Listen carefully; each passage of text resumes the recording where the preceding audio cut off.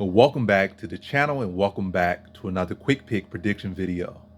In this video, I'll be predicting the middleweight bout between Rodolfo Vieira versus Chris Curtis. And how this fight right here between Vieira versus Chris Curtis is, I'm not picking this pick for momentum. I'm not picking this pick because I'm getting paid to pick this pick, but I'm picking it because it is what it is. I'm picking Chris Curtis here in this fight. I feel like Rodolfo Vieira is still very much green in the game. World-class BJJ, world champion, world-class BJJ, multiple time world champion, world-class BJJ.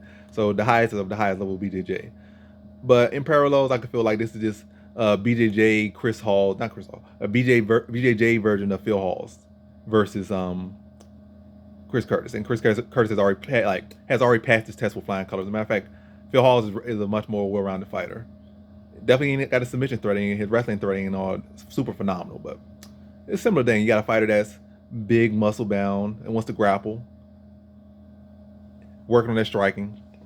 And I feel like Chris Curtis should have a clear striking advantage, clear box advantage, clear experience advantage. Surprisingly pretty decent grappling defense, and like as far as keeping the fight on the feet, and when it goes to ground, stay calm, stay composed, get back to his feet. And I feel like whether the fight goes to ground or not, I feel like I feel like Chris Curtis should be calm and composed and be able to make the right moves in the situation. He's not a fighter that's gonna be panicked. He's not no 24-year-old. He's not no guy that is, no matter how many fights they had, they panicking situation. So he's a guy that's more than confident enough to, be on the ground with Rodolfo Vieira for as long as he needs to be. So, and I feel like Rodolfo Vieira is out there gonna be able to put a high-paced grappling contest on. I feel like he could potentially get in a situation where he'll be able to explode, get a takedown, or go hard for a takedown.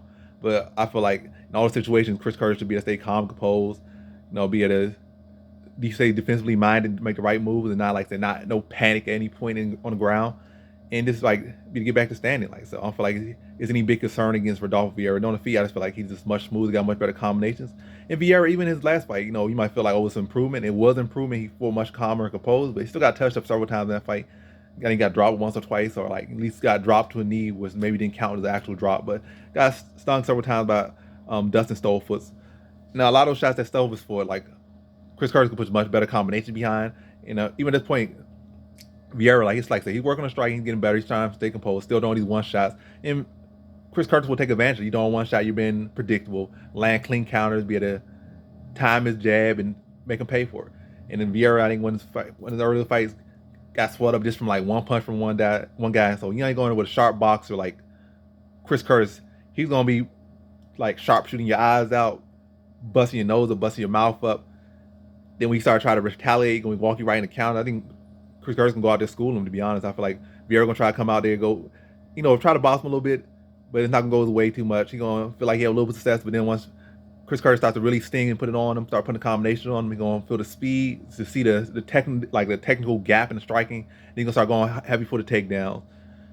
And like I said, probably have limited success, if any.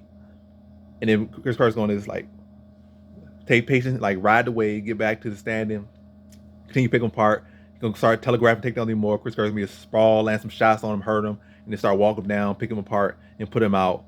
And I'm gonna say early second round, under 2 minutes in the second round. So in this fight, I got Chris Curtis via second round TKO.